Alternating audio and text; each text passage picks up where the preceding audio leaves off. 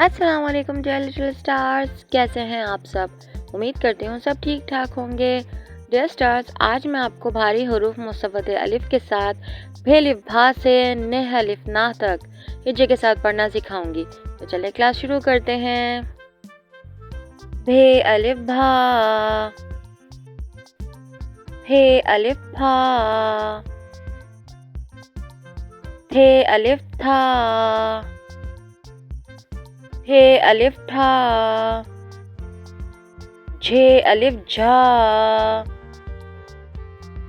छे अलिफ छा, धे अलिफ धा, ढे अलिफ ढा, रेह अलिफ रा,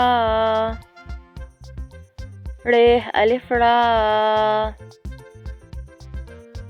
खे अलिफ खा, घे अलिफ घा, लेह अलिफ ला, मेह अलिफ मा,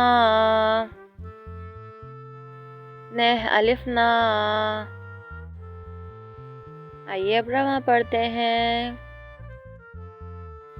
भा, भा,